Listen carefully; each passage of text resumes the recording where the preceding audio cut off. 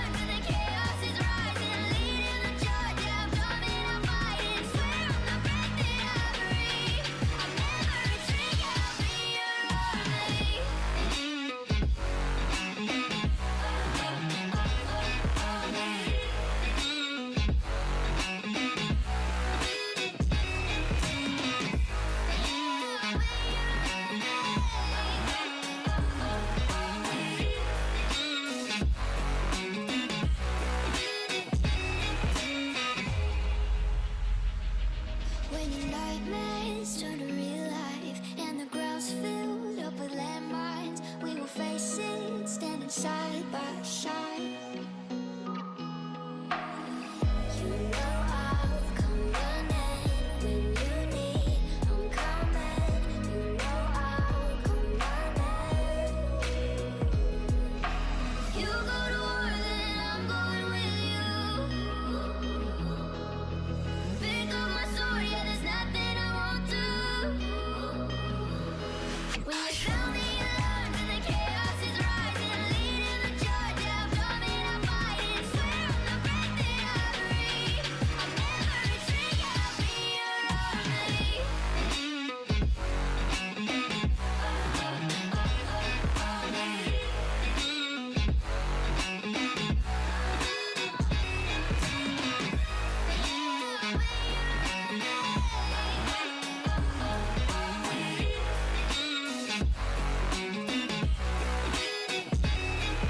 If you go to war, then I'm going with you. Pick up my sword, yeah, there's nothing I won't do. When you sound the alarms and the chaos is rising, leading the charge, I'm coming, I'm fighting. Swear on the breath that I breathe, I'll never retreat, yeah, I'll be your army. I'm turning my head, I'm losing the night. And if you could know, yeah, if I could show you, I don't wanna keep on living this life so faceless. So faceless.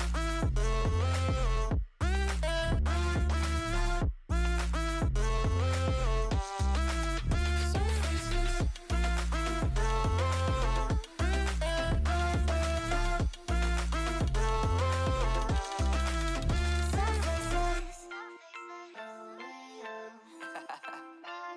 Yeah, unknown brain, Marvin Divine, and we back. Can't nobody tell me nothing.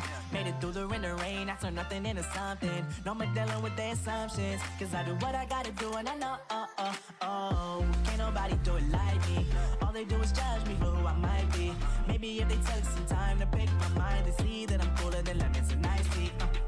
All I wanna do is live it up with the homies. Everybody really talking as if they know me, but I guess I gotta face it, I'm so tired of being faceless. I don't wanna keep on wasting a life. I'm drowning in my head, I'm losing the night. And if you could know, yeah, if I could show you, I don't wanna keep on living this life so faceless.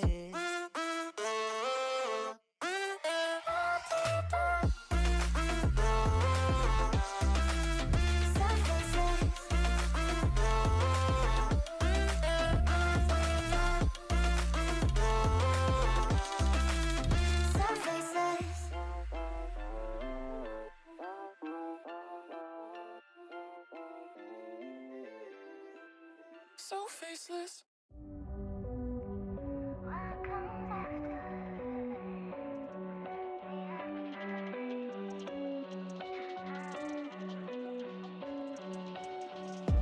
Gotta let you say it 'cause I back it up.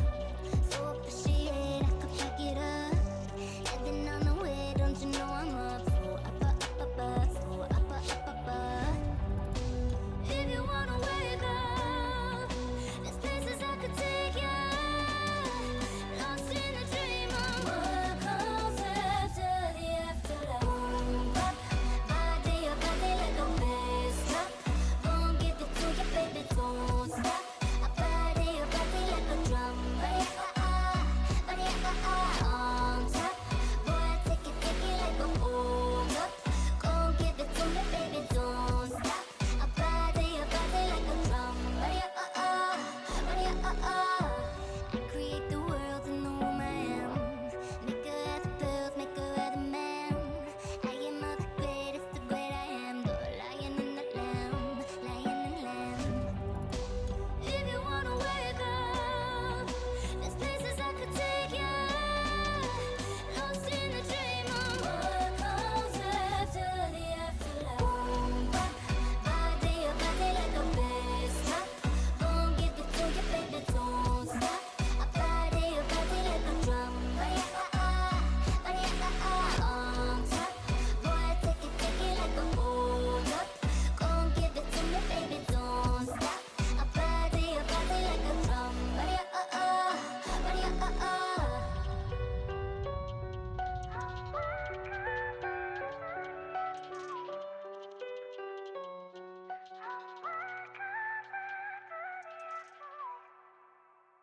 So cliche.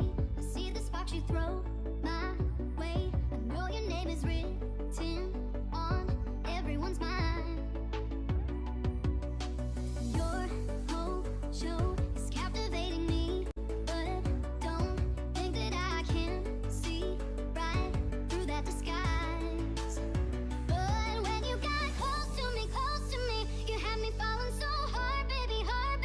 Yeah, now I get it. You got heads turning, and you don't even try. Well, would you look at that? My glass is empty, How about I get another drink, baby? Okay, I get it. You got fire burning, right there in your eyes. So when you got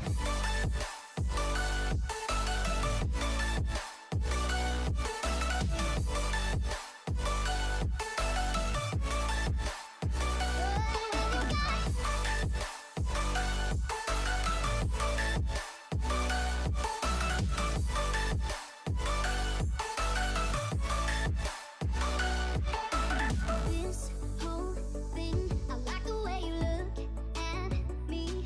How about we just go with the flow? Now you know I feel it too. But I don't think this could be something that becomes a thing. Maybe just for tonight, then I'll be over you. But when you got close to me, you had me falling so hard, baby. Yeah, now I get it. You got heads turning, and you don't even try. Well, would you look at that? My glass is empty. How about I get another drink, baby? Okay, I get it. You got fire burning.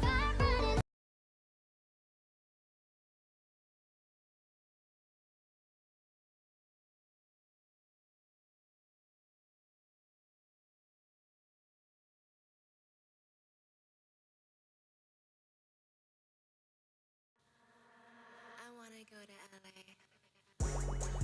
Wow. Shout out Patriot J, Benny Johnson, Big Bongino, Alex Jones. Free my dogs and lock up, the radical left's gone crazy.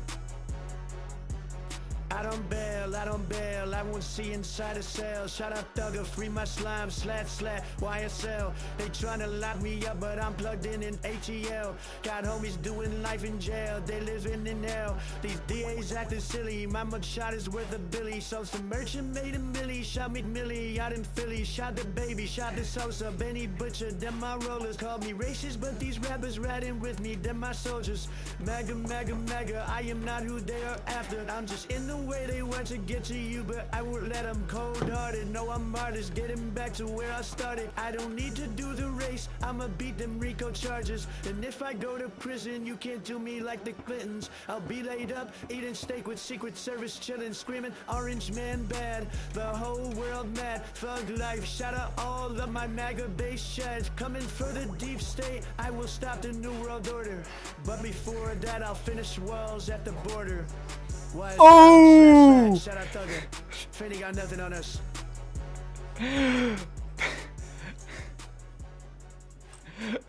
Bro, I want to listen to that again. That should go hard. I want to go to LA. Well, shut up. Another one. Benny Johnson, Big Bongino, Alex Jones. Free my dogs and lock up. The radical left's gone crazy. I don't bail, I won't see inside a cell. Shout out Thugger, free my slime, slat, YSL. They tryna lock me up, but I'm plugged in ATL. Got homies doing life in jail, they living in hell. These DAs acting silly, my mugshot is worth a milli. So some merchant made a milli, shot McMillie out in Philly. Shot the baby, shot the Sosa, Benny Butcher. Them my rollers called me racist, but these rappers riding with me, them my soldiers. MAGA, MAGA, MAGA, I am not who they are after. I'm just in the way they want to get to you, but I won't let them cold-hearted. No, I'm artist, getting back to where I started. I don't need to do the race, I'ma beat them Rico charges. And if I go to prison, you can't do me like the Clintons. I'll be laid up, eating steak with Secret Service, chilling, screaming, Orange Man bad. The whole world mad, thug life. Shout out all of my MAGA-based chads. Coming for the deep state, I will stop the New World Order. But before that, I'll finish walls at the border. Alright, now we'll listen to the actual First Day Out These men disappeared 48 hours by ago. T Grizzly. We are this close. You gotta stop now. I should never have touched this case.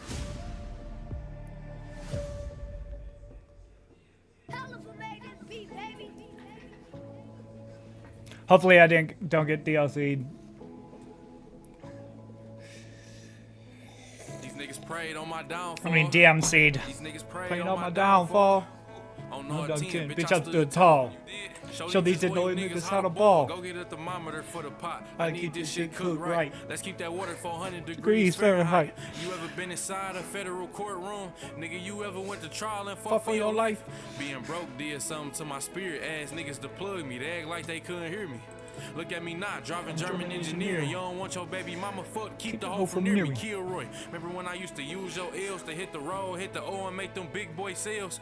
Move, remember when you had them green things mailed with vacuum seals, trying not to have them green things smell? Feds was on me. What you know about related to money? I don't know nothing. I just used to see them walk to the Coney. I fuck with bitches. My body count go from Persian to Cody. Any further questions, you can take that up with the lawyer. My nigga Finkel J Money. Brightmo Low Project Joe will tell you every day before school I sold a half bow. How you think I won best dress with no support and had them paid lawyers coming in and out of court? Hey Wando, hey Theo, ain't it a blessing? We made it out Kentucky after all that happened. This is where it goes After hard. the pre-trials, after the status, after them impact statements, after the castle. Hey JR, nigga. Ain't it a blessing? We made it out of Lansing after all that happened. That bitch, nigga. After Michigan State, after Hubbard, when our mans told on us, them bands they took from us. Joy Road, bitch, but the money long as 6 mile, brick mile, knock your bitch down, pick her up, knock her back down, pull her traps up, please slap girl, yes I slap ball, yes I slap loud, yes I slap a pussy nigga if he act up. Yes, I caught cases on the road with them killers, bro. Kill me if I snitch, cause if you snitch, I'm gon' kill you. Spent a lot of time on the yard with them gorillas, stood tall. Did I let niggas hold me? Quit being silly. I know for a fact your bitch pussy get wet for a nigga, cause I do it better, plus I'm doing better than niggas. I'm at home when I'm down there in Lexington, nigga. About the king, they gon' drop you in, who next to you, nigga? Say it, Lil T, get ahead of them niggas. When you take off, don't look back and try to rescue them niggas. You kill his mans to make sure you get the rest of them niggas. Don't let them get the best of you, just get the revenue, nigga. So let me know what you can handle. Okay, come grab it. Here goes some extra, so if I'm busy, you can manage. Fiends happy, bling dancing, eating $60 salad. Get it there and back, tell the feds I need a challenge. My first offer was 30 years, not a day low. I told them crap crackers holler at me when they sober on parole. I'm a felon, you think I ain't got that blower? Yeah, you right, bro. Take his head off his fucking shoulder. You hear me? Hit the rollie stove with the rollie on. Who was our getaway car? Jack portfolio. You hear me?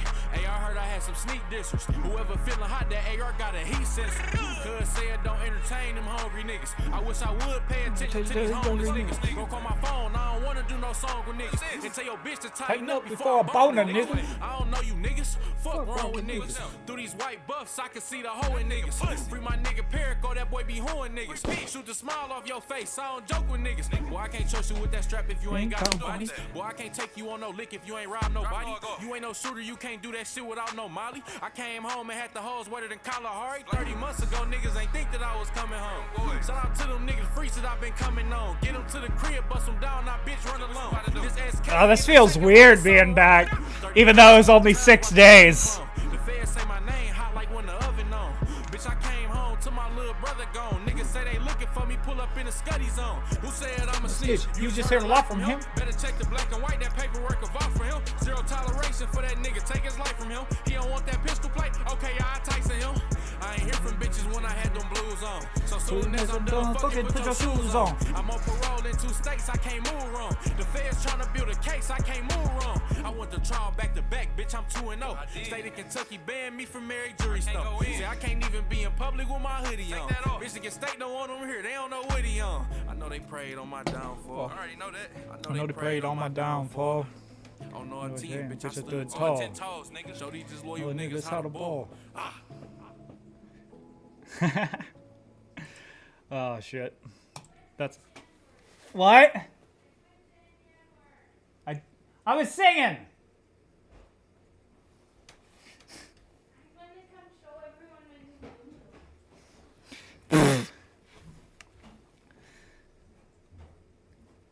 Oh. Tell them what I'm doing. What, making a pie? No, I'm showing them my moo. Oh. Knock it off. This is my new baby maker. Fuck. Oh, yeah, no. Oh man, this feels weird. Even though I was only gone for 6 days. Yeah. Feels weird being back doing this. But anyways, I just got a DUI, so I had to serve my sentence for the DUI in jail.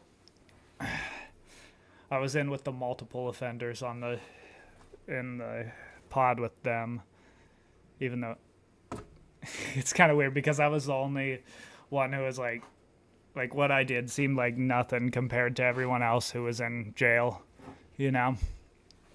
There was one guy who was going to prison for 18 years because of DUIs that he got, which is fucking crazy. I didn't even think that you could get that much time for having DUIs. But it was his 8th DUI. He used to own a what? All right.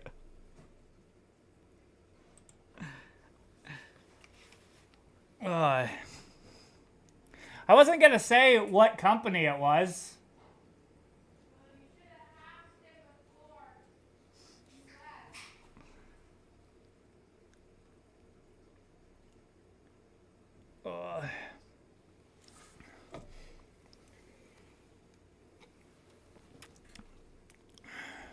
But yeah, no. I played quite a bit of Risk actually in jail, so that was all right.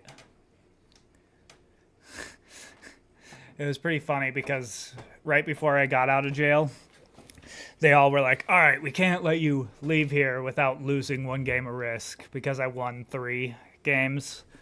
And then I played and they were like, all right, we have to get Jace out of the game before anyone thinks about trying to actually win. So I lost that game, but it was fun. I guess not fun, but it was funny. All right.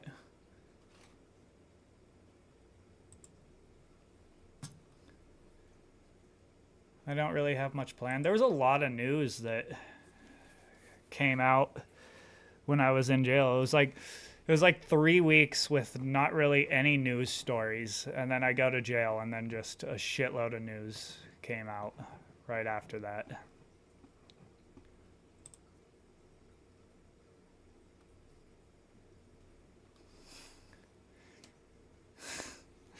Babe, it's kind of funny. I put first day out in the YouTube, you know, in the YouTube search bar, and then my stream was was like the third one on. Yeah.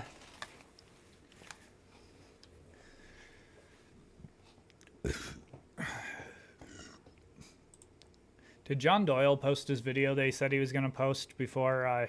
No, he didn't. He's always late with his videos. Alright, I thought that we'd watch this. But I'll talk more about like the news stories that happened when I was in jail tomorrow. Today I just kind of want to have a chill stream. Don't scream, all right? What? If you haven't been living under a rock, you've most definitely heard of online politics.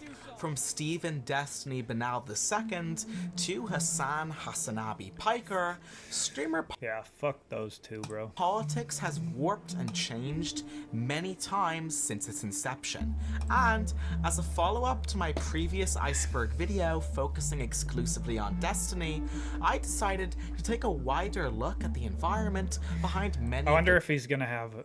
Is this in? Oh, this is Tears. Is any of them? Sam Hyde. Dylan Burns. I've never heard of Dylan Burns. Who's Dylan Burns? I guess we'll find out. I wonder if there's Nick Fuentes on here. Huh. The creators we know today. Cataloging some of the most notable community members and events in an iceberg format, the iceberg goes from most known information to least known information. Journeys, downfalls, oh, is that backlash, Dylan Berg? controversy, Maybe that was and allegations. This is the Streamer Politics Iceberg.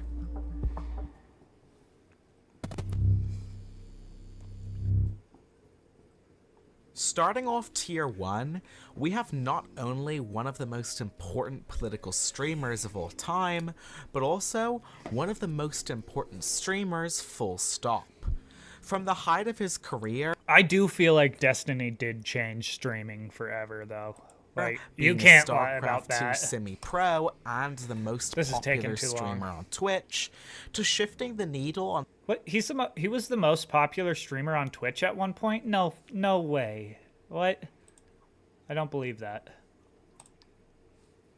Some of the most pertinent aspects of being a streamer. Destiny has left a massive impact on the content. Why he looks so weird space. In that? He looks like Abraham Lincoln. Include his DDoS protection guide, his pioneering of live IRL content by streaming his PC Skype application and video calling himself on his phone while he went outside, getting himself warnings from administrators frequently for talking about politics outside of gaming, and for his pivot in 2016 to exclusively political-based content. Wait, he got warnings to not talk about politics outside of gaming? What? In the beginning, there was nothing. The Twitch politics community didn't exist before Destiny. He began taking on right-wing YouTubers and members of the... Okay, what's the move here? What is the move? Ooh, accept alliance. Heart. Oops. I don't know why I did that. What is the move? Oh, what the fuck? I thought they removed the bot, bro. What?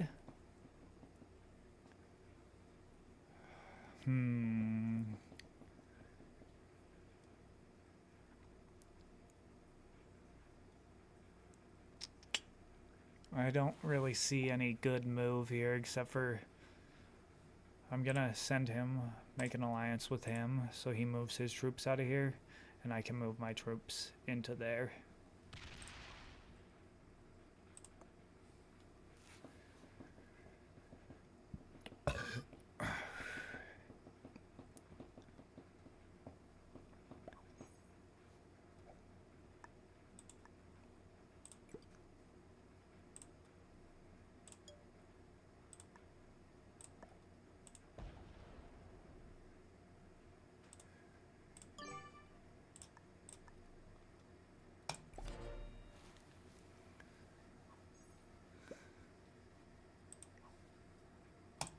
There we go.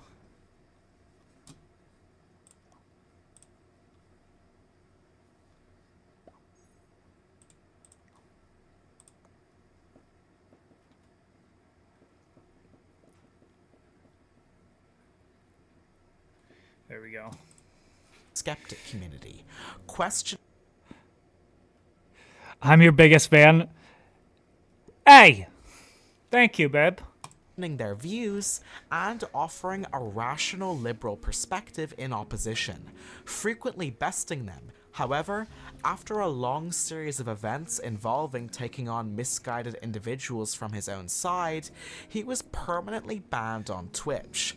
And although this seemed like a major hit to his career, I wonder if this guy seems like he's probably a big Destiny fan.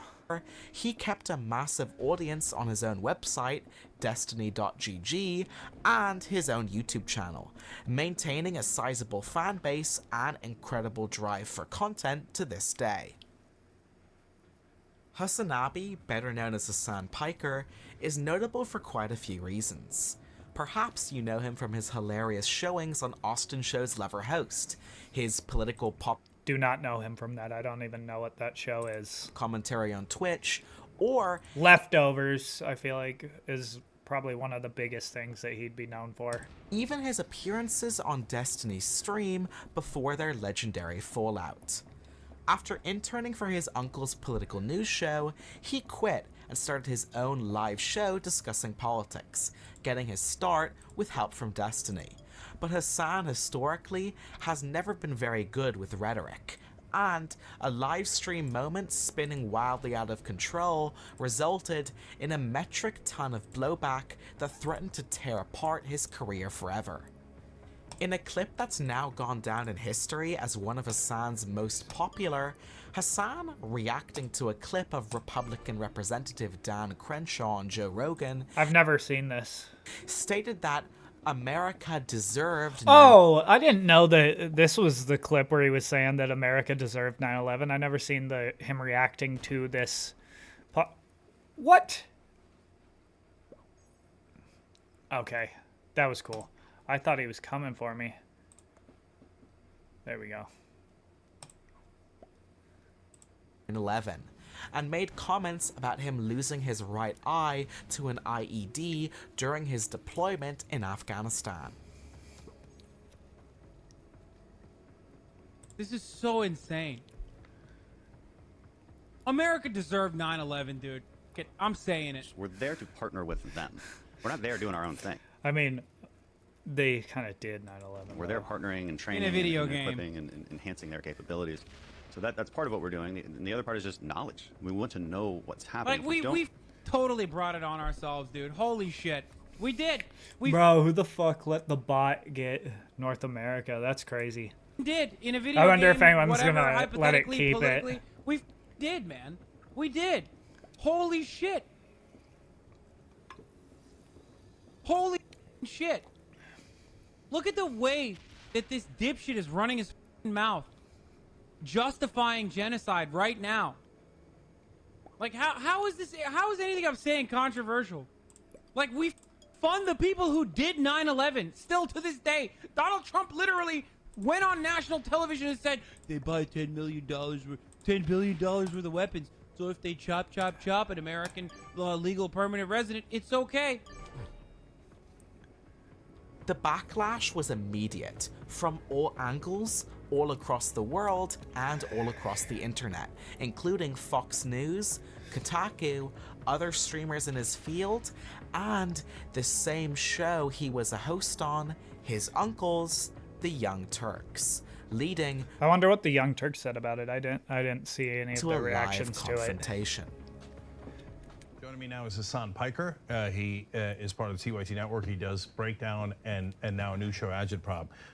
Hassan, welcome. And listen, you're on because you said some things that a lot of people, including myself, find very offensive. You did not say it on the Young Turks network. You said it on your own Twitch channel. So we're going to take them one at a time and have a conversation about it. In the past, when conservatives have said offensive things, I have said that they should keep their job and we should have a conversation about it. I said it about Megyn Kelly, Don Imus, and Rush Limbaugh. And so here we are. I'm living up to what I said about conservatives and progressives. We're having a conversation. I mean, I agree with that. I don't think that Hassan should have lost his job for saying that. Ian Kaczynski, also Vosh. known as Vosh Video Vosh. or Irish Laddie, is a leftist political streamer I have never heard him called Irish Laddie. What? who often describes himself as a socialist. He boasts an exceptionally committed fan base akin to his counterpart Destiny, resiliently navigating Twitch bans and Twitter suspensions. Vosh has emerged as an emblematic figure for the online far left, consequently amassing a substantial following across various social media platforms. But besides his other various controversies, which I've covered in depth in my other videos, Vosh is well known for having a relatively insular community and not interacting with many other creators outside his orbit.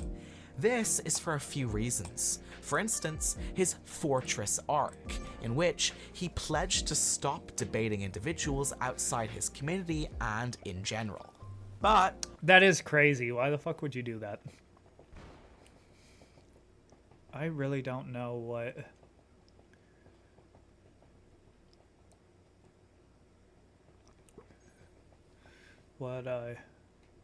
Purple is doing. a well-known fact Are they about lining up to Vosh come in is his here? continued Twitch bans for his abrasive rhetoric, with his main permanent ban stemming from a controversial statement about Israel. This particular area, guess what? There's like 4 other countries that I've never seen this. Israel. Yeah, like, all yes, very Palestine validly. on the Israel is a massive economic and political threat to the countries in that area. You realize that all the nations I don't even think that that's that big of a controversial statement. in the Middle East have every reason to hate Israel, right? Like, you realize the Middle East would be calmer if they succeeded and obliterated Israel, if they nuked it and wiped it off the map. That would lead to a more peaceful Middle East. Okay, yeah, I could see how that would be viewed as controversial. Vosh was permanently banned from Twitch for this clip, and per TOS, was barred from showing up on other streamers' channels who were streaming on the website, neutering his growth. As a contrast from some of the more depressing stories we've discussed so far, Dylan Burns' story is the exact opposite. Okay, yeah, I've seen Dylan Burns before. It's a story of triumph and entertainment in a community that often feels like it wants to see its best members fail. It's so interesting, in fact, that it almost deserves its own video. For now, though, allow me to introduce Dylan Burns. You may know him as a war journalist on the front lines in Ukraine for his high-quality investigative content. But what you may not know is his humble beginnings planted firmly in Twitch politics. For a while, Dylan Burns was the glue that held the Twitch politics community together, through friendship breakups, bridge burns, and everything else. All would show up to fight for their I do not know much about this Dylan Burns guy. Respective ideologies on the famed Hippy Dippy Debate Championships. Founded in 2020, it featured some of the most hilarious moments in online politics history, from Destiny versus Demon Mama to the What the fuck? Demon Mama? That shit is fucking crazy. GameStop debates. It had everything viewers wanted, and then some. Here's some fun clips of the show. The Hippy Dippy Championship over the last year has become a mainstay for entertainment and political Twitch and all over the world. The reason for that longevity is, as the times have changed, so have we. The first topic is the filibuster. Should it be kept? Should it not? Thrown up to the room? Absolutely not. No. I think the filibuster should be kept. Holy crap! You know how to debate without using logical fallacies? Yes, I will add. I will add on you. Who is that? Infrastructure is a communist buzzword, and Trump had the economy going. Yeah, it's rough out there being a dumb Oh my god! I get a DM from Dylan Burns, and he says that the rules have changed, that I'm not the Hippy Dippy champion anymore. Vosh was not the most respectful champion of the business. Dan, did you lie to me? Did I lie to you? Did you speak this topic? I spoke last round, not on this round, no. Wow. Goodbye. Anyway, I'm now a Law and Order moderator. The show continued regularly for upwards of 2 years, generating some of the most entertaining live stream content ever. But, unfortunately, all good things come to an end, and eventually, Dylan Burns decided to pursue a different venture. And that venture was located on the front lines of the war in Ukraine. Dylan's journey from panel host to war journalist is incredibly inspiring and triumphant, a testament to what you can do online if you truly are persistent and passionate. Dude, However, I only got on the dudes trade. 13th of July 2021, Dylan published a tragic message to the community. The Hippy Dippy Roundtable has been going on for around 2 years now. It has had many offshoots, like the Hippy Dippy Recruitment Show, a short-lived dating show, and my personal favorite, the Hippy Dippy Championship. During this time, we've had a constant presence on Fridays for those who are politically inclined on Twitch. As other debate shows came and went many went head-to-head with us for the Friday slot, Hippy Dippy always stood the test of time. As the times changed, so did we. We implemented new rules, tried new formats, got new guests, and did our best to improve the show. This culminated in the Hippy Dippy Roundtable being the #1 political debate show on Twitch for over a year. I put 2 years of work into the show to accomplish this, but it was also the work of our amazing scheduler, Danabo, who deserves more praise for this accomplishment than anyone. But there comes a time when someone needs to read the writing on the wall. The amount of Twitch political streamers who have retired, banned, or slowly faded away have continued to increase. While this could be dealt with by an ever-expanding list of new streamers we would bring in through the Hippy Dippy Recruitment Show, the quality of new recruits leaves much to be desired at times. It takes time for them to figure out the ropes, multiple appearances on the recruitment show over the relatively long time span. This becomes an issue when you need guests now, and old guests that used to bring large audiences with them are no longer available. So when you find yourself in a situation where you have less and less established streamers to rely on, this means your show is going to have a disproportionate amount of new streamers on any program we put together on average. While it's awesome to platform so many new faces in the space at the same time, it also means those new streamers will be in front of less and less people because other established streamers aren't there to bring viewers with them. You did. This creates the strange situation where the more small streamers you platform on one show at the same time, the less it helps the smaller streamers. That is why I'd always wanted there to be 1 to 2 new streamers on a show with 6 to 7 established streamers on there as well. It was a good balance that satisfied everyone. Sadly, this balance has been upset with less and less established streamers to pull from. This goes without saying, but me being in Ukraine has also made it difficult to manage Hippy Dippy as well. The internet connection in many of the places I've been staying is understandably not great. Yeah, the I wouldn't majority of imagine my that would be attention has good. been on the war since I arrived here. This includes booking interviews, traveling, safety precautions, etc. With this being my main focus, it is hard for me to give a lot of attention to booking, managing, and improving Hippy Dippy. So with all of this in mind, I am officially canceling Hippy Dippy for the time being. 30 years ago, the convent stole our children. Someone's trying to cover their tracks. Lorna has something to do with all of this. I'm just trying to find my child!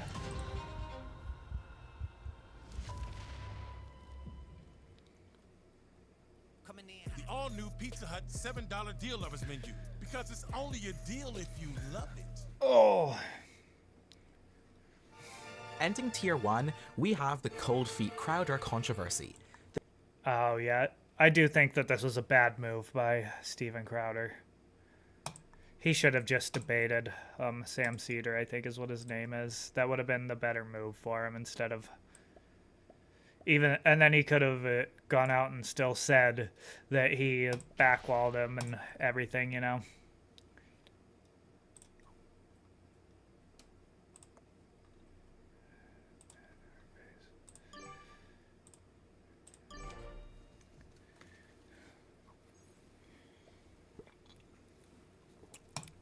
The feud began in 2021 when Steven Crowder, a conservative YouTuber, criticized Ethan Klein, the host of the H3H3 podcast, for his views on the vaccine.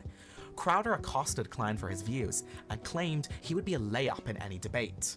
The feud escalated when Crowder actually invited Klein to a debate. However, when it started, Ethan brought up Crowder's previous statement that he would be a layup and agreed, before secretly inviting Sam Cedar, a liberal commentator, to the call to finally have their legendary debate matchup. Part of Sam and Crowder's beef is that Crowder was accused of cancelling on Politicon, a political debate and panel conference event, years earlier, when he learned that Cedar would be his opponent. Crowder was caught off guard by Sam showing up and was clearly enraged before storming off the live stream. Turned into a little bit of a meme, which wasn't intentional, and was you saying you don't even have to think about it regarding the CDC. And I disagree with that. I think people should think about it. I believe, and we talked about this through Playful Ribbing, in an aggregation of medical authorities and scientific voices to make an informed and rational decision. Is he gonna do it? Fuck. That's wild. That was a dumb move on his part. Ooh. Now we going in this way.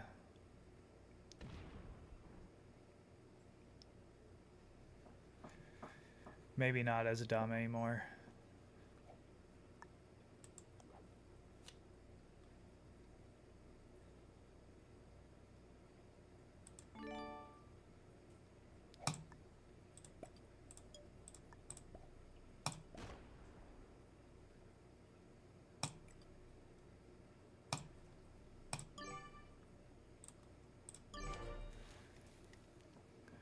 Turn. So where do you think that I'm wrong on that? Steven, do you know that the Spartans are like practice man love with children? Oh, geez. Okay, so this is what's going to happen. What did I tell you? He was going to do anything he could to avoid. Oh, there he is. Oh no, Sam Cedar. What a fucking nightmare. See, he should have just stayed and debated I had him. no idea this was going to happen. I thought Ethan was a stand-up guy. I don't think Sam Cedar is that smart of a debater. I told you. So I think that it would have been fine. Avoid the debate. Well, I just think he believes that he should debate you. No, he doesn't. He just takes advantage of women with mental health issues. Steven, Ethan Klein doesn't stand up and do his own fighting.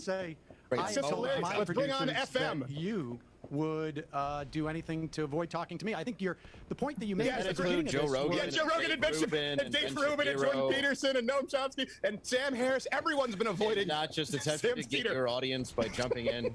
This guy's definitely an over-attacker. Steven, I mean,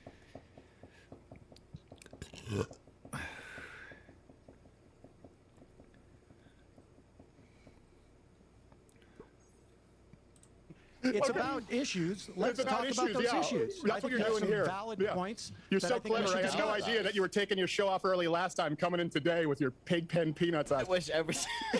You take those off with the velveteen buttons. We must have been very right about this, Steven. I don't know why. I do not get what that move was. What the fuck was that move? I'll tell you what. I have a general This is a rule. great I opportunity don't start a to- debate based with people on a lie. And how Who about are you get sabotaging? How about you get Steven, to show 30th of yourself, the you audience coward. share? Steven, show yourself. 30th Don't of show the your audience. co-host. Ethan, you should show Steven, yourself. Ethan, how can you respect yourself as a man, brother? Steven, Steven, you are such a coward. Stop showing your little leprechaun co-host who comes out dressed like your Ethan, come on, sidekick. Ethan, why do you have to bring Show on Steven. 30th of the Why viewership? is this the best thing I've ever heard? So you have a Just guy show with Steven. less viewers to come on to debate him because you can't? Well, obviously, if don't I'm you a get some- Apparently he had to think about it, if I'm a layup Yeah, and you not a had to think debater. about it. Well, look, Yeah, you're the I one mean, who called. You're the one who got Steven's the one that got angry about Show it. Steven. Don't be Hold on such a second. All coward. right, hold on. Let me hear what Pigpen has to say here really quick. Fair enough. Show But Steven. Ethan, look, I don't. Hold on a second, Ethan. This is because initially I Thank came you. on here to talk with Ethan. Ethan, come on, man. Look, the same reason that I haven't ever had a conversation with Sam Cedars, the same reason that Joe Rogan, Sam Harris, Brett Weinstein, Dave Rubin, Ben Shapiro don't own anything. It's based on a lie, Ethan. Just What's like the you lie? claiming my Ethan. What's the you lie? claiming my What's the booker lie, reached Steven? out to you, Ethan, when you Steven, know that's what's the not true. lie? There's no What's one the ducking lie? you, Why Sam. are you I've so never afraid? Sam, Yo, listen, I think you're a Sam. smart guy. Yeah, no, I think that he should have been able to debate Sam Cedars. Tier 2. The React content drama is generally pretty difficult to understand. It's got a lot of different moving parts and involves multiple streamers XQC. in and outside the Twitch politics community. From Dark Viper's heavily researched video essays on the topic to the takes of other drama streamers like ChudLogic, the more you talk about it, the more complicated the topic seems to get. But chiefly, I want to focus on the views of streamers that are most popular within the space we're talking about today. An example is YouTuber JXE, whose streamer Hassan Piker slighted when they played her video live on stream, and a few minutes into the video, physically left the room, providing no commentary at all. In November of 2020, I released a YouTube video making fun of a weird house. In July of 2021, Hassan streamed a reaction to this video live on Twitch, which he spent the majority of either absent or eating food, pausing to comment very rarely, ending up adding less than 2 minutes of total commentary to my 14-minute video, which he plays in full. He does not give credit. I soon after responded with a satirical livestream, making sure to outline what my actual perspective was, both in the stream and in a pinned comment. This perspective was basically, I'm fine with reaction content. Hang on, let me just repeat that again very slowly and clearly. I am fine with reaction, but I don't think it's cool to go around playing people's full videos on your stream without adding anything or giving credit unless you have their express permission. Hassan then responded on his next stream, first by apologizing and saying that he wasn't going to watch any of my videos on stream anymore. If you don't want me watching your stuff, I will gladly never watch it. I'm really sorry. After this, he spent approximately the next 25 minutes making arguments as to why he didn't think he was in the wrong for doing this kind of thing. Aren't you taking views away? No, most YouTubers don't mind that, actually love that shit when Twitch streamers react to their videos because they get a... Obviously, many streamers within the space survive off of the ability to react to content and thus generate content off of their own reactions and discussions of the video. Creators against React content argue that once you've seen a React video from a streamer, you've got no reason to watch the original, and that it cannibalizes views from the original video. The opposing side argues that it promotes it, and does the exact opposite. In March of 2022, Destiny was abruptly banned from Twitch permanently. The official reason cited by Twitch was hateful conduct, a broad term that encompasses a wide range of behaviors, leaving the exact nature of the incident that triggered Bonnell's ban remain unclear, as Twitch never even publicly disclosed the specific infraction. Destiny himself offered his own interpretation, suggesting that the ban may have been related to his ongoing discussions about transgender athletes' participation in women's sports. Regardless of the specific trigger, his ban spelled an unfortunate end to Twitch politics, with their most popular and most contentious figure erased from existence, and per TOS, unable to show up on anyone else's live streams. It's worth asking if Twitch's final decision was really in everyone's best interests. If you haven't watched my other video, Destiny vs Vosh, A Fractured Friendship, I definitely recommend it to you, but this section doesn't exclusively focus on the unfortunate end of Destiny and Vosh's beautiful friendship, but rather their interactions interviewing Rokana, their panel at VidCon, and how the community missed their chance for these two titans of online political discourse to join forces again.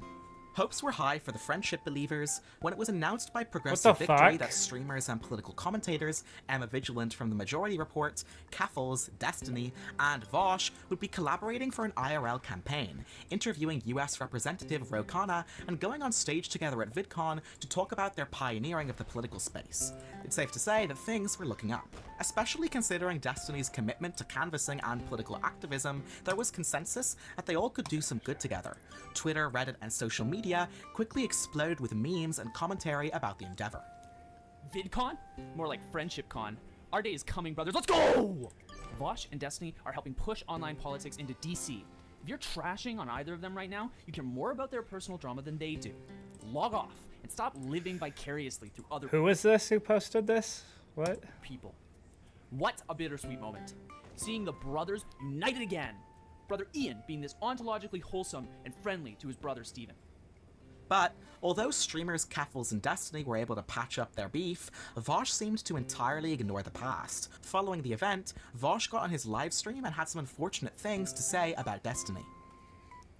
What is even the source of the beef between you guys at this point? Yeah, this is the problem with me, and I guess the problem is that his no, not his community. His subreddit is basically like Kiwi farms. I think, to the extent that like, if you bring someone up there, it's like, oh, that person? You mean the person who? And then they have like the manifesto pre-saved to their clipboard. You know, like all of them simultaneously every time, like all the time ready. They're at like the 7-Eleven checkout, and they're like, can I pay you in this? And they like type it. Yeah, like it's.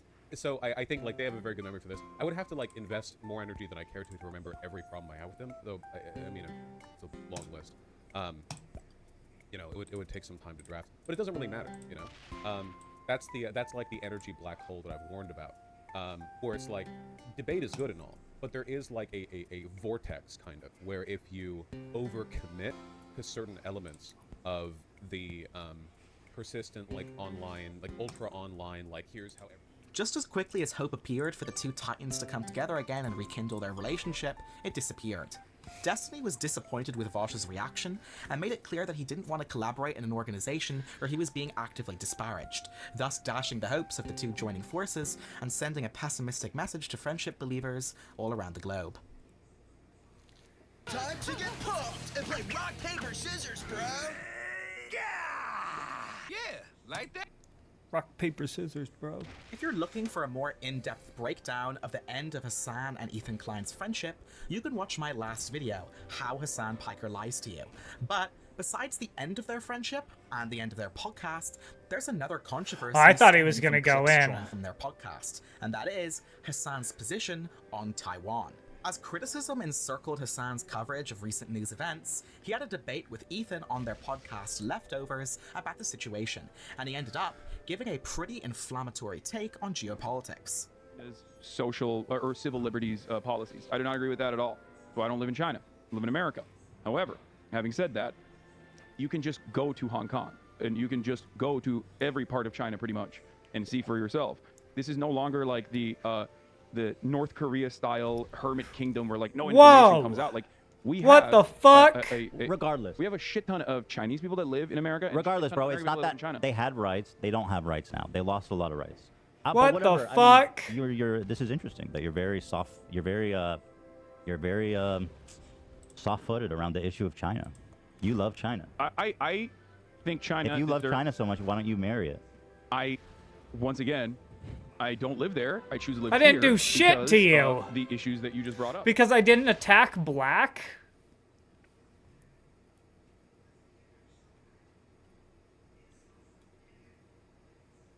What the fuck?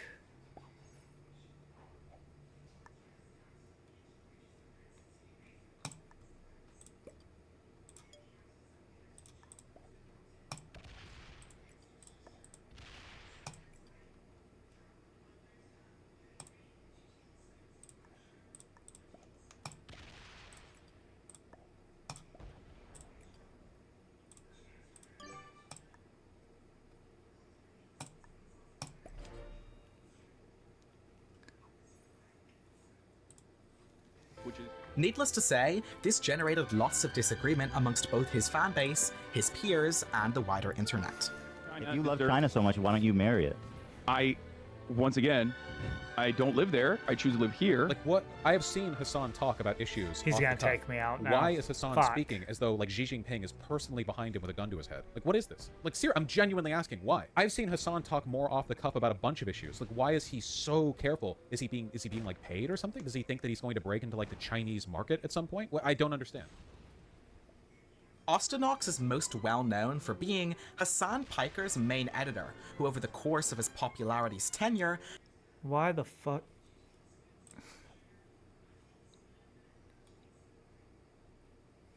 Yeah, they both were beginners. Because I didn't fucking attack black for him. That was so dumb.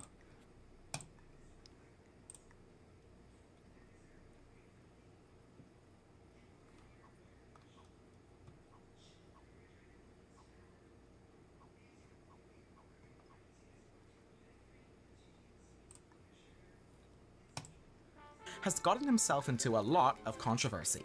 Some examples of his beef with larger creators include Moist Critical and even Kick Alumni Trainwrecks TV, where Austinox was accused of spreading misinformation about his gambling sponsorships.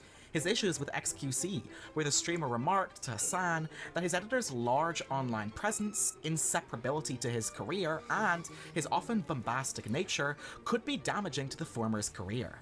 XQC also made comments to suggest that the relationship between the two was unhealthy because Hassan wasn't correcting the latter's behavior. It's difficult to say where Austinox's journey goes from here, and whether he'll find himself in more hot water with more streamers.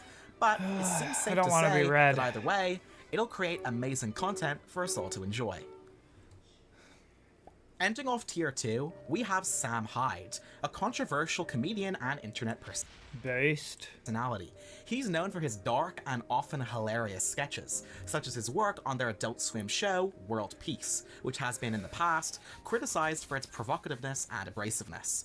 Hassan Piker, on the other hand, is a progressive political commentator and Twitch streamer who's been frequently criticized for his track record on reporting breaking news. The feud between the two started in 2022, when Hyde made a public call out to Piker to fight him. You got anyone you want to call out in the heavyweight division? Oh, you know it, lad. You know that Hassan Piker. I'm coming to... Bro, that shit was so fucking funny.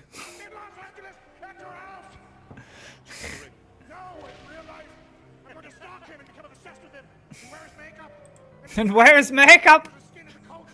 Like the ancient Irish did. Well, that's your winner, Sam Hyde. This clip took place after Hyde won his fight against Thompson, playing the exaggerated character of an Irishman named the Candyman the whole time. Man, ready.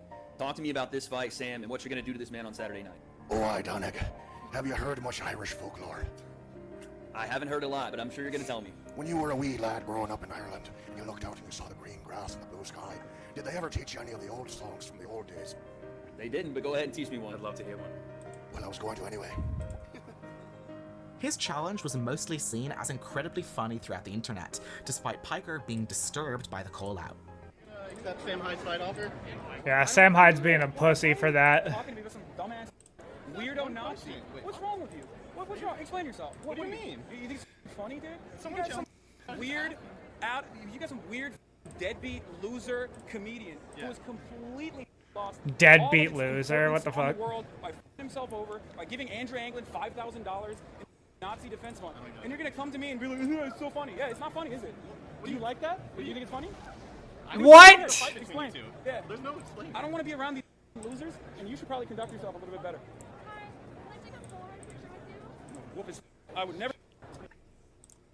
Starting off Tier 3, we have not only one of the most peculiar internet phenomena of all time, but also one of the most entertaining Destiny arcs in recent memory. From emerging figures like Andrew Tate, bizarre creators like Sneeko, even to the gathering places of these figures like the Whatever podcast, it's safe to say that Destiny had his work cut out for him journeying into this space, and it all began with the strange rise of a man named Andrew Tate. Destiny has had a lot of bizarre conversations in Red Pill spaces, especially on the Fresh and Fit podcast. Destiny. I would say he probably had more on, oh yeah, why did they say Fresh and Fit, but then they put Whatever podcast? Am what? I your type? I'd say no, probably. What the f, dude? What's your type in terms of men? Like if they're like liberal, progressive, you know, the they thems. You know. Come on, like, really? Appearance-wise. Appearance-wise. Like if I was just like bleeding heart, liberal. What about Chase? What about Chase? Is Chase your type? Would you Visually. That'll be on the after show. We'll talk about Visually. that. Is that a yes? I only have like a guy. I only date women. Wait, but you're attracted to men. You like, smash dudes, but don't date them. We'll go with that, okay? Okay. Is it off? Is it off limits? Well, I don't know how much I'm gonna Are do you a erotic bottom? fan fiction here. Right? Like if you want like details of my hookup experience, guys, we can do that if you want. I You mean, gotta go but to we're on his OnlyFans to YouTube, get so that. you know. I don't know. I mean, we don't need certain details, but just Destiny, getting are some you a basic. top or a bottom? Thank you, Mary. Yeah, we don't have No, to no, okay. Oh, Fair enough. okay. All right. I don't think we have to. That guy must be a beginner, because why would you get upset about me attacking a 2? Are you sure that this is the only side of the table that's bi? I mean, What? you're intimately I find familiar like- with yeah, a lot of guys are Christian really Sid. into You it. don't know if he's a top or a bottom. Oh, like- you know, just like curious, you know. Am I your type? What- Yeah, Am you're I good? curious. Can we do it later? It's like I mean, very like, interesting. You put on the wig and Never everything. say never. You said it was a lot of Never say tension never. earlier as Keeping well. it open mind. Yeah. I respect that. But I mean, he already rejected me, so I kind of like. I didn't reject you. Oh. I'm more like a personality. I'm like a Fucking sapiosexual. go. You know, if you impress me intellectually. Well, that's not going to happen because I spill over Have my you words. tested your IQ, Brian? I don't know. You don't know if you tested it. English is my second language, so my articulation's pretty poor. Oh shit, thanks, man. You'd think that with Destiny's credentials and history of debating, that bringing him onto their podcasts and streams would scare them. We know that they're not exactly adept at holding their own against him. But places like the Whatever Podcast and Fresh and Fit, who concern themselves with entertaining the audience, bring him on anyway. Why? Well, it's easy. Destiny gets to play the villain. The antithesis to everything they believe and stand for, with the rhetoric to convince the audience they're wrong too. His presence is not only incredibly intimidating to the panelists, but also liable to generate a mass amount of entertaining content. But, speaking of entertainment, the dynamic established in these spaces gets even more peculiar when you introduce a figure like Sneeko. Sneeko is a pretty controversial figure among the wider internet. From his clips argument with Moist Critical to his drama with larger political streamers like the aforementioned Destiny and Hassan Piker, despite his innocent beginnings as a young commentary channel, cinematic content creator, and even guest star on Mr. Beast, in recent memory, he's become enamored with figures like Andrew Tate, diving deep into the red pill ideology. Despite this though, he was also able to meet Destiny, and the two ended up becoming somewhat friendly, meeting at each other's houses and having interesting conversations while Destiny offered opposing viewpoints, trying to pull him out of his ideas. But while this battle for Sneeko's soul was initially noble and optimistic, it wouldn't last long, and Destiny would lose the battle, dooming Sneeko to a lifetime of Rumble streams and controversial podcast appearances. The Red Pill arc introduced Destiny to lots of new audiences, and alongside competing panel shows like the Hippie... Was that just like a fuck up in the editing, or what? Shows like the Hippy Dippy and games and controversial podcast appearances. The Red Pill arc introduced Destiny to lots of new audiences, and alongside competing panel shows like the Hippy Dippy and ad hoc conversations hosted by streamers like Chud Logic, Prime Kais is a streamer who hosted his own popular gathering place for political streamers. His streams were quite successful, with others like Destiny and Vosh attending, causing his channel to slowly rise in popularity as he established himself as a competent creator and panel host. The reason why I split those is because this is a bot, so at least it was, so yeah.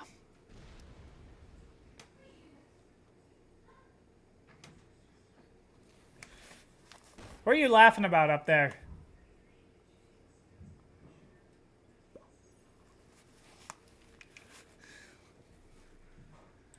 18th, 2021, when Katarana, a producer for the stream, accused Prime K's of sexually harassing her over several months.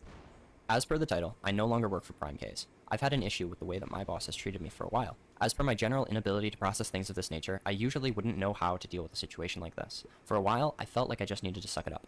I've been involved with the Twitch politosphere for about 6 months now. I don't know who this is. With one of my only points of access to the community being through the occasional Hippy Dippy recruitment panel, or the more frequent Prime K's panel. From the beginning of my introduction to Prime's community, his interactions with me essentially had always been romantic. I wonder if they're gonna try to kill... On my end, it was always an internal struggle to decide whether I got to keep my dignity in the situation and express my discomfort, or suck it up and grow as a streamer through him giving me a platform. This incentive only increased when I started to produce for him, and I was paid for my work. I thought this new working relationship would mean... I can't tell if Black is good or bad, honestly. But it did not deter his inappropriate behavior at all. I tried to come He's taking a lot to as think. early as April, to be precise. Yet when I reached out to the other creators in their chat, he found out that I was posting in their chats within 10 minutes of me doing so. I knew that if I tried back then, he had so much more resources and audience than I did, and thus could crush my channel before I even got the word out. Over the course of the months, Prime has said just absolutely wild things to me. Unfortunately for me, and fortunately for him, much of it was over Discord calls. He would make comments on my size and how much he liked my ass, and asked me to show it off to him. I've been told Who the fuck is this? That's gay, bro. What? Over and over again how gorgeous I am without reciprocating any of the same language. I was once so desperate to get away from his comments that I swallowed oral anesthetic in phone calls to get him to hang up. He's proclaimed to me that he will move to Europe for me, as I had planned at the time to go to the Netherlands. He's told me that he wants to sleep with me, even though I was not ever reciprocating any of his flirting or inappropriate comments. He even once told me that I have enough information to end his career, and when I asked, why do you keep doing and saying things that could get you in trouble, he responded with, I know what girls would and wouldn't talk. I guess I just look like one of the girls that would never talk. This situation caused Dylan Burns to... Oh, it was a girl. I thought that it was a dude. Sorry. Not gay. Put up a live stream with Katarana in person to talk about the situation and look at the logs. And while things initially seemed dark for the future of Prime's career, it quickly took a different turn when Destiny began to ask to come on stream, seeming skeptical of the narrative. Let me know. Call me. Okay, Nah, tell me if he ever mentions that I DM'd him. This whole thing reeks of streamer knocking off competition. Lamau. He knows. He's full of shit. 100,000%. Lamau. Dylan. Playing that vicious Game of Thrones. Knocking out the competition, one content creator at a time. Vicious businessman, congratulations. New information would reveal that Katarana was reciprocating Prime's advances, even asking him to call her in the early hours of the morning, almost like a romantic alarm clock, amongst other examples of Katarana not making it clear to Prime that she wasn't interested, or in some cases, indicating the opposite. After the stream, Dylan Burns issued a public apology to Prime for allowing himself to be misled, and the two patched up their friendship. Prime returned to panel hosting to a large audience waiting to congratulate him and welcome him back. Cool. Keffels is a pretty well-known streamer who's been covered in multiple different media outlets for her battle against the website Kiwi Farms, and also known for her statements about Destiny, which have been described as slanderous. His Her drama with statements. Destiny is so long and so convoluted and difficult to explain that it only really deserves its own video. Instead, I'd like to cover how Clara started off as a darling of the heavy left-leaning Twitter communities, and how now she's seen incredibly negatively, with it all starting with one controversial livestream. Are we spreading misinfo? Yeah, I'm doing gay ops on Tenderqueers by encouraging my... The fuck is a gay op? Is that like where you go and try to find gay people? I'm encouraging my followers to make pick crew accounts and infiltrate Tenderqueer Twitter. Because once they catch wind of the plan that we're using pick crews to infiltrate Tenderqueer Twitter, they're going to all become incredibly suspicious of pick crews and they will eat each other alive.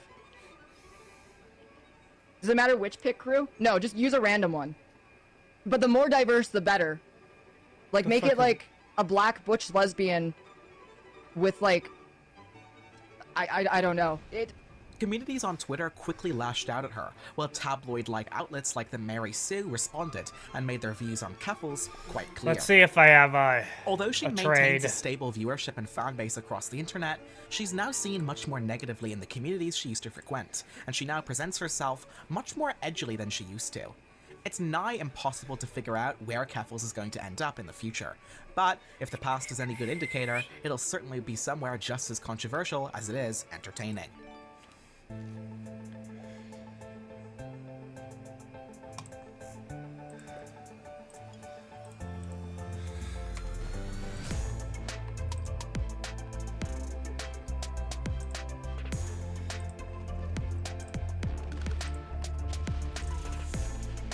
Oh, fuck.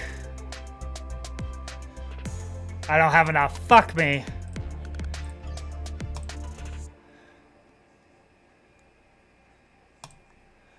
Ending off tier 3, we have Hassan versus 2Mad.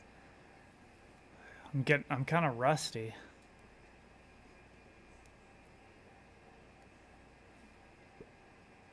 Hassan versus 2Mad, what? 2Mad, despite his recent controversies, is a semi-popular YouTuber known for his Zoom trolling videos. Wait, didn't he get some like controversy about like trying to fuck like a underage person or something? And his bombastic style of humor. However, one of his more recent dramas was his back and forth with political streamer and pundit Hassan Piker over COVID-19 misinformation. So 2Mad, who is known for memeing, usually, wrote this in response, and I thought, this is a bit, right? Like, because it's 2Mad. At first I thought it was a meme, and so I DM'd him, like, are you okay? Like, I just hit it with like a little bit of facts, and I wake up, Destiny, usually retweet. oh, he's going. I know you want to say you were just pretending, but we all know government balances decisions for economy all the time is on. But you imply compromised government by corporations, so to be honest, I clapped you up a bit. Chill with the Trump pandemic misinformation for a week, yes, unlock. Destiny retweeted one of 2Mad's responses during the exchange, causing Hassan to lash out and reference the streamer. Okay, now I'm gonna go from balls to the wall. This is 1000% for clout. Suck my cock, you irrelevant bitch, okay? Straight up, that is bait. Straight up, that is fucking clout. That 1000% is for fucking clout. No, he absolutely got fucking boosted, and now he's just fucking trolling, and now he is 100% doing this for fucking clout. Okay, we're done. Just come on the stream, jackass. Oh, he's just straight up trying to get fucking Destiny on here. Yeah, he can suck my dick. This thing will not touch Destiny. He's scared of Destiny. Destiny, little dude, 5 foot. No, I wouldn't even touch him. We'll talk to actual epidemiologists, no experts. Not even 2Mad, bro. Destiny later ended up reacting to 2Mad's video on the whole situation. They're playing like we're playing progressive. That's weird.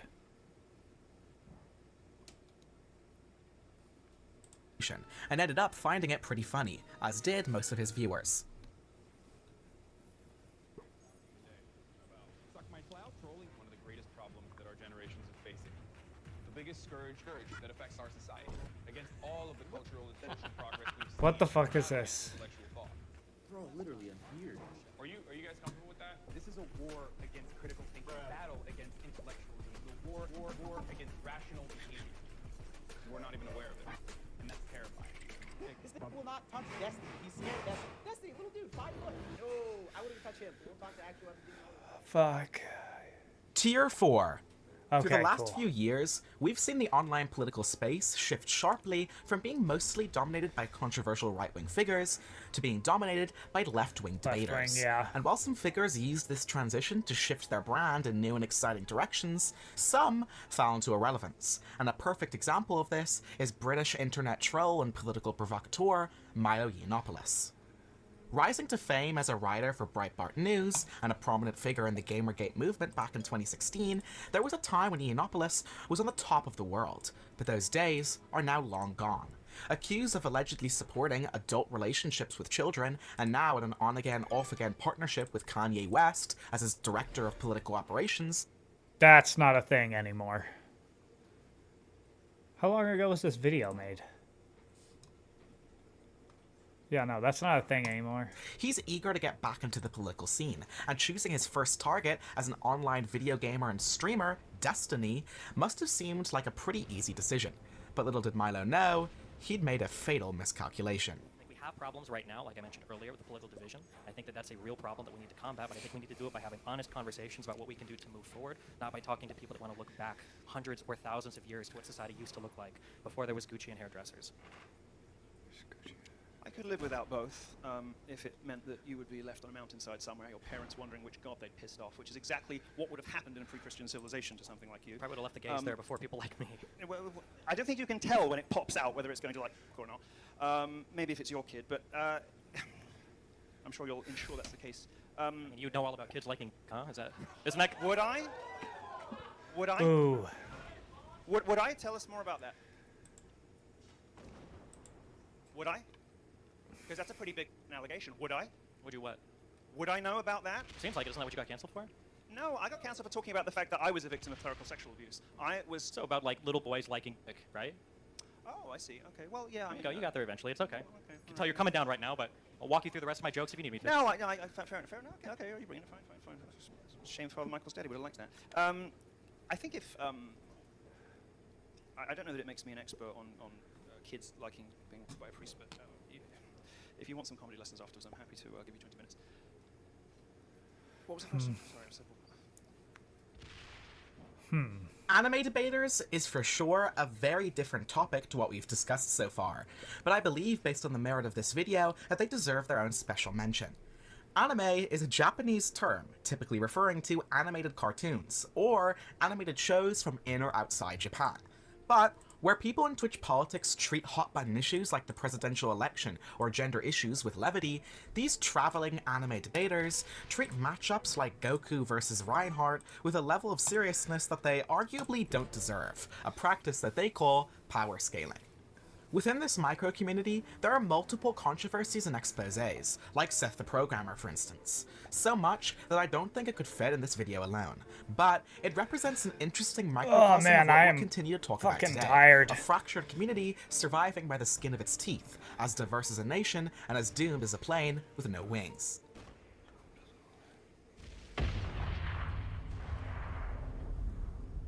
Whatever you have to do. However long it takes. Promise me you'll find your I way should have home. killed that. I'm rusty now. Fuck. In November of 2019, Hassan was accused of mistreating a freelance video editor named Blake.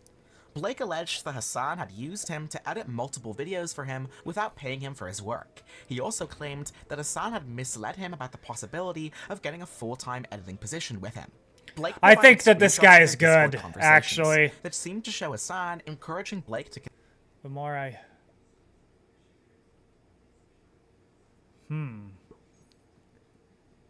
Why has he not taken North America yet? That is weird.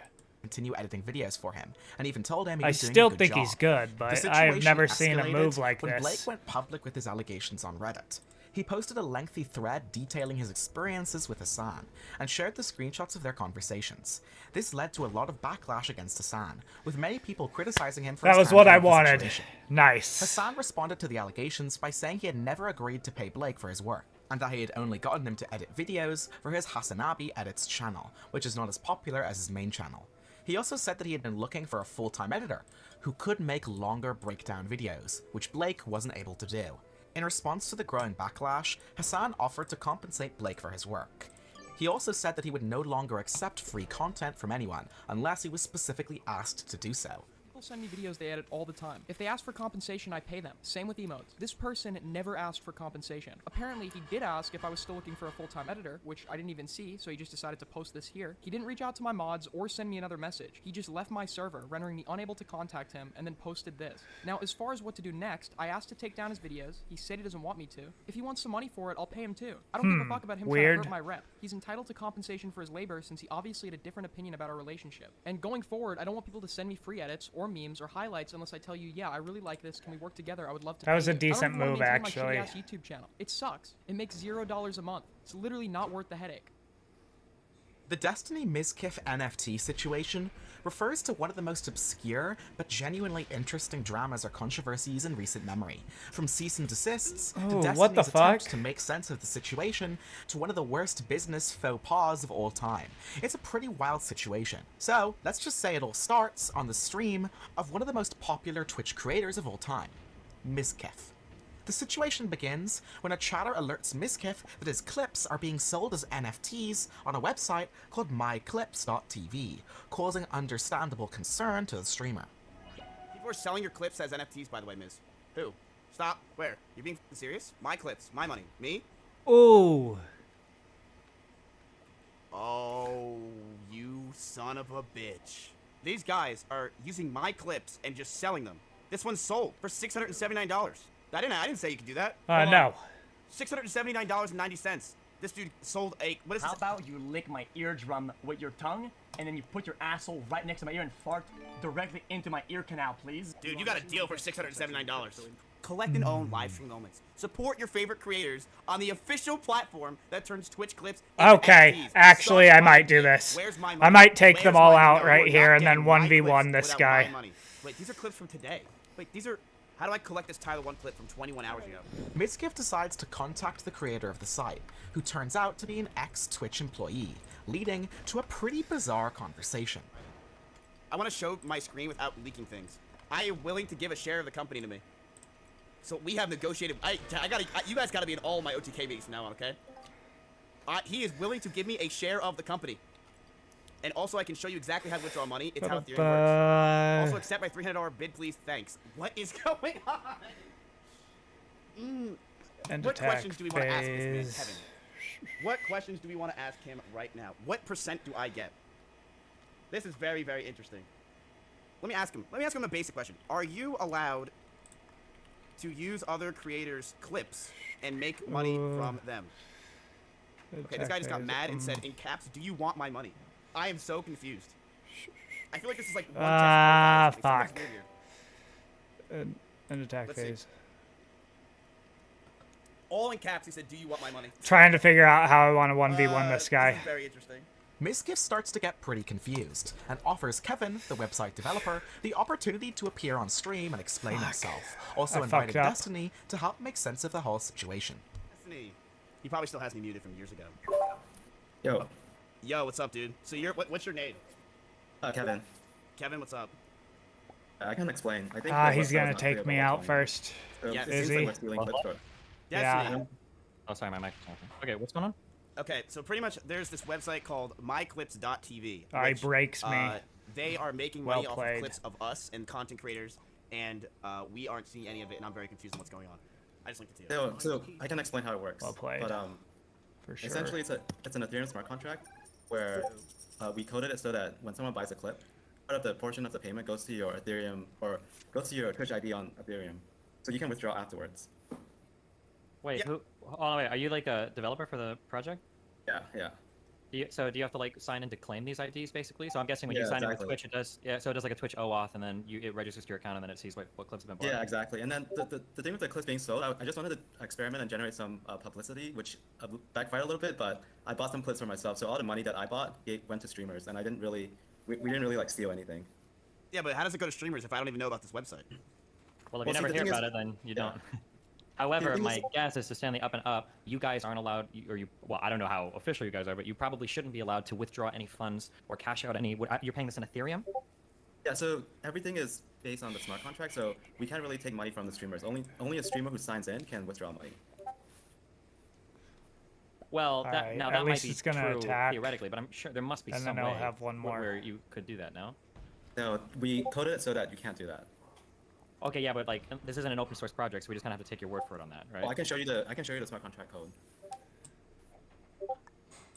Can you explain how it would be impossible for you to like change like some database entry on the back end that wouldn't give you access to those smart contracts? So that might be one way, but it's very convoluted. But I can explain how the full architecture works. Maybe maybe it's too complicated on the stream, but I can explain everything. Fuck. Yeah, I'm curious. Give us like the 2-second version, or as simple as you can. Essentially, we verify that you're the right streamer and the right person, and then we allow you to connect your Ethereum wallet to your Twitch account. And then once you connect that wallet to the account, you can start withdrawing money. 6. I'm not gonna have enough. Well, yeah, but that's the easy part. The question is, and I'm gonna be honest, I don't know much about the Ethereum contract system, but my question is, who's to say that in your site it's not written so that those contracts I lost. like couldn't be assigned to a different account that could theoretically withdraw them, or does Ethereum have like some built-in protection that makes it so that's impossible?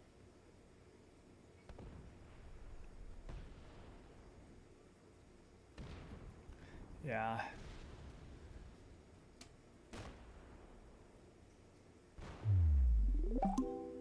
Now he break. Okay, but then he splits. But just when things seems to be evening out, things get a little more Is he gonna convoluted. break me from when that a way? disgruntled streamer whose clips were sold on the site, Yabe, joins the stream, leading to a heated confrontation. He breaks from that way, right? Hello. That would be the smartest. Hey, Kevin. Oh, wait, how did Sorry he? for blocking Oh, it had You're two. sorry for Fuck. blocking- Yeah. Okay. Yeah, I was gonna ask you about that. I don't know why you blocked me. I guess Yeah, it I was the get lack second. of positive vibes that I was putting out. No, it was like kind of a, it wasn't like a good move to block you, I guess, but. Yeah, not sorry. enough positive vibes. To be fair, you were pretty pushy and negative there. I'm pushy and negative because you're selling something in my name that I didn't give you permission No, we weren't to. selling, so the UI was incorrect, so I kept trying to tell you that we weren't The selling. button Like, tells me to buy. The button under my clips is buy. Yeah, but it's B-U-Y. actually I don't know what else you want me to believe that means. it actually should have been bid, not buy. Does that But make it's sense? buy. So is this website not ready yet or something? Wait, hold I on, mean- Kevin. Kevin, do you understand what the confusion is? Yeah, I do. Well, Wait, Kevin's what do you like think? closer. Wait, what do you think the confusion is? Can you tell me? So I think like when someone goes on the site and they see all these clips listed, which we just really got from the API, and then they see the buy button on the bottom, where we really just like took clips from the Twitch API and put a bid button on it, allow anyone to bid on a clip. You're selling a dead man's property. Well, No, yeah. so- So the problem is people don't understand generally what an NFT is. This is still like a pretty fringe, esoteric idea, and the appearance that people are getting is that you're actually selling the intellectual property of their clips, or that you're like directly profiting off of like. Yeah, the I just selling wanted of that to go fast, clip. so I opened So it like up theoretically, so he could let's say somebody were to do like take a me grand out painting, and they were to try to sell fast. this, and they only got like $50 for it. Let's say you took a picture of it, you sold the NFT hash of that picture for like $20,000. The person that owns the painting is going to be like, "What the fuck? Like, you just sold my painting. Like, even though you didn't really, you sold a hash of it, but it still feels that way." That's how most people are going to view it, right? Yeah. After this, things begin to draw to a close when Mizkif's lawyer, video game attorney, joins the call to speak to everyone. Hey, so I'm an attorney for Ms. and others, but I was also Byron's. I have a very deep understanding of the NFT space. I have a very deep understanding of copyright law. Everything you're saying is not accurate. There's years and hundreds of years of basic that copyright law sucked. here. NFTs should change a lot of ways Damn it. technology works, a lot of way you can track these things. Doesn't change basic copyright law. I did not What you're play doing here good is that so game. not okay. Who is Xander Hall? Xanderhall is a decently contentious figure wow. within the Twitch politics community, but not for the reasons you'd expect. It's difficult to explain who Alexander Haley is without going back to his roots in a little-known Minecraft server called 2BTT. I got knocked down to expert. Xanderhall's Fuck. most popular video, Alright. and what he's most known for, is a video detailing how he fell into what I he gotta win a calls game. the alt-right pipeline. He talks of being led from mainstream figures like Ben Shapiro to more extreme individuals like Steven Crowder. But when he broke out, seeing the repugnant behavior of his peers, he swung his pendulum all the way back in the opposite direction and began streaming online under the name Pig Puncher. On his Pig Puncher account, he would mostly make videos covering political arguments, debates, hot-button issues, and much, much more. But isn't he more of like a libertarian now? when he uploaded his Pipeline video, rebranded to Xanderhall, and began streaming outside of his more popular peers' time slots, he began to slowly grow, which led to some interesting debates in the sphere. Okay. Yeah, I mean, at that point, I think it'd probably be fine. So you would support a holocaust of disabled people on a moon colony? What? I mean, yeah, if they were basic. Well, obviously, I don't support it for animals, but I mean, if it turned out their human meat was really good, had no health problems, and I was like, yeah, I want some of that human meat, then yeah, maybe. He doesn't support it for animals, but disabled people he does? What? Okay, if we agree on that what Trump did was deliberate and was deserving of being banned, and what Colin Kaepernick did was probably something that Twitch could like logically ban them for breaking TOS, then I don't think we disagree, right? We disagree on that, and you know we do because you're being inconsistent. But I'm trying to move on here. Overall, you give the vote. Yeah, hold on. Is the It's meme openings of for the openings. Republican like? You're an idiot, Zan. Take it down. Zan, You're an idiot. Take it down. No, Zan, I think it's TOS. Zan, you need to take that down. All right, it's gone. All right, We- it's gone. All right. This is the person who debated Lawrence Southern, huh? What? Hey. No, everybody quiet. Demon Machine. Like at my state capital in South Carolina. Don't think the Confederate flag being in a meme. Xanderhall. About... Mute. Wait, I am muted. No, You're we not. can. Well, how did I say that Hear then? you. Why did I say that? And Xanderhall. I can hear you. Go back to Demon coping, Machine. though. That was pretty fun to watch. Demon Machine. Okay, so Okay, well, what does this mean on a larger scale? Because if it just means they have the same rights as everyone else, then trans rights, my dudes. All right. Can you say white rights, Xanderhall? Do white people have rights? I love white people. Okay, I love white people. White rights, of course. I think everybody deserves rights. All right, there you go. That's good. I'm glad we agreed. Look at this. This ended up being a really lovely agreement with just some friendly spats here and there. It's sad to say that people weren't taking him very seriously in the space, and off the back of a few embarrassing clips, he ended up showing up less and less on his peers' live streams, and spent more time with his own audience. To this day, he maintains a fairly insular but consistent viewer base and audience. It's difficult to say where Haley is going from here, but if you prefer to identify with optimism, some could say he still has the potential, or the opportunity, to lift himself up to the great heights most other creators could only dream of. Ending off Tier 4, Demon Mama is a decently infamous... I wonder if they're going to talk about Nick Fuentes at all. I would feel like they would talk... He's mainly talking about left-wing political streamers, though. So. Figure in online spaces, and probably for good reason. She's Weird been move. criticized in the past for her far left-of-center beliefs, and her aggressive rhetoric. Let's start with the olive branch. I think Sure, yeah. I think we both want to improve Okay, Green is an over-attacker for sure. Like say, like no homework, better training for teachers, Fuck smaller yeah. class sizes, Hell yeah. like more options, like not just like the memorization box, like some people in chat. Like, I don't know if I want to attack his... fixing education, but I think where we differ is that I still believe in mandates for some flavor of education. I guess he attacked mine, so Well, I... yeah, because we have, it appears we have very different sort of perceptions on how the state should be involved in these sort of things. Okay, so yeah, give me. and I have a problem with a state demanding that children have to go to a school, especially a school system that's deeply, deeply flawed. Yeah. So unless the school is perfect, would you? So quick question: would you be okay with mandates if school was perfect? 5 minutes later. This entire conversation Fine, has been you. no, Excuse no, me, no, let's- I'm not even. Hans, I'll give are it- you for real? I'll give that to No, you. I'm done. Hans, I literally, I think what I said was about like whether Hans, or not you would stop are it. you for but, real? But then you asked. But then I asked, Hans, would you stop? are other you for people's real right kids now? from doing this? It's Hans, a is this question. really? Let's not even Wait, talk is about this? institutionalizing. Let's Hans, talk about stopping like the roadblocks. Let's say that somebody makes a transphobic comment towards a trans person online, and somebody else retweets that transphobic comment. Do you think that person that retweeted it bears any responsibility for what happens to the person? Yeah, probably. Yep.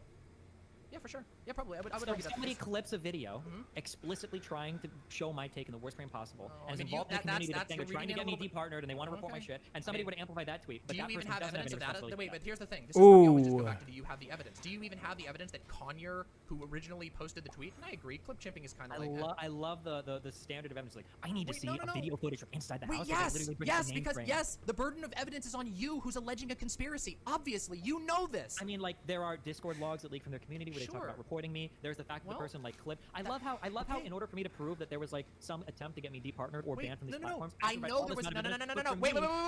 Please, wait. Whoa. Hold on, Destiny. Mentally ill, which other Destiny, people apparently have in the please, past Jesus used to Christ. discourage trans people. I Destiny. love that the standard of evidence is so much higher on my end. than on theirs. But after a litany of hard-to-watch conversations, Demon Mama decided to talk to a mostly respectful small political streamer named Descrub King on gender issues. And when her incredulous rhetoric didn't steal her the win, Destiny invited her on his stream to give her a taste of her own medicine. Hey, hello. Hello. How you doing? Dude, I'm sorry. This conversation, you're so desperate to like shoehorn. This guy is like the nicest guy in the world. He's been like super chill the whole conversation. And you were like so thirsty to shoehorn him into being an incel. Why? Wait, what? Wait, is that your like unironic read of the conversation? That is like Destiny? the easiest read of the Dude, world. okay. You should go back. Wait, Wait, no, wait, hold on. I have to leave soon, so I don't have time for you to like ramble on to your Oh, dipshit come points on. again. Wait. I just came on to your show. Yeah, that's I great. I just know, but I'm watched just telling you. I just So I'm just sleep on telling you. cam while I'm just watch telling my you. I'm content just and telling don't you. let me talk. I'm just telling. I didn't sleep on camera. I talked for more than you both did combined for the conversation. Okay. No, you didn't. You're really great at doing like all of the little like clown symbols to show like how desperately you're not owned. Oh, But are you literally doing all this of us too? like listen through. I'm not. So sensitive. The only person Destiny. you came onto my show and you cried for 3 hours about me bullying people on Twitter, and you're gonna pretend that I'm the mad Whoa. one. Dude, When you're you- still when you mad clip- about that? No Wait, one- you know that What everyone is thinks you that? got blown You know that when you keep saying you're mad Oh, I thought over and they were over and over again, identified. all you do is sound mad, right? When you No, scream I over and over again, think are you mad? Are you mad? Are you mad? Are you mad? Are you mad? Are you mad? Are you mad? Are you mad? Are you mad? You know that just makes you sound really mad, right? Destiny. You know that every time you make one of these dumb faces, you're like, like you're literally the comic. Yeah. You're the Wojak guy who's like, I'm not mad, you're mad. Yeah. Okay. Who So cares? anyway, my original point. Mm-hmm. This one maybe I should have used unsalted butter. Really? Yeah. Is it salty? No, I can just like taste. Wait, how many of these faces do you have Oh, memorized? weird. For Part more. Wait, But Weird. Wait, hold on, let me do it. Be tootin' and What? bootin' and then I. Hopefully all this the guy good isn't a things complete Wait, noob and like, are you slams still into mad? my fucking Okay, Wait, hold on, wait. What? slams What? into my Hey, Destiny, this is great 10. memes. I don't actually know what's wrong with So I'm you. kind at of the moment. trusting that this guy isn't. Okay, so Yeah, this but secondly- conversation, the entire time, Whoa. Hi, Destiny. Please. Okay. Ooh. Not a complete noob. I don't want to say hi to you. You're a loser. I don't want to say hi to you. I'm not calling you to say hi to you, okay? I'm just calling you. You're so mad, dude. This is actually hilarious. Wait, are you mad? What? Wait, I think What? you've lost the ability. I think What? I think you've lost the ability to make any Hold on. arguments. I Have you think that lost you've the ability? to Have see you yourself. lost the ability Fuck, to bro. be a? Have you lost the ability? Like, I can't believe you actually can't do it. You actually you're can't not do on it. cam, by the way. You I just have wanna you mention lost this the is ability not- to actually can't do it? Are you mad? This is What? gonna be this is gonna be beautiful. Listen, What? Destiny, What? you're not on cam. I don't know if you want to turn on your cam. So you No, can not actually really. be on- Because like this is like a 2-minute conversation. Okay. Okay. So backing up before all the theatrics. Okay. Wait, what do you mean your theatrics? You screaming about me and doing wait a minute?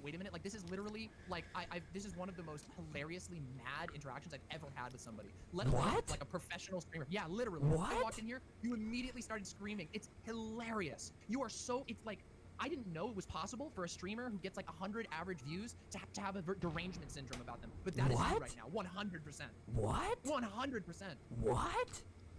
What? Okay. So anyway, Good? It thank you. depends, I'm because so happy that you walked it- back every single argument that you gave. You are a worthless piece of shit. Have a wonderful night. All right. Done with that. Okay. Let's play rock, paper, scissors. Rock, you got a letter. You want to open it? Do I? What just happened? You can't let Rock find out it was you. It's folding time. Forgive me! Forgive me! Tier 5. Jack Allison is an interesting person.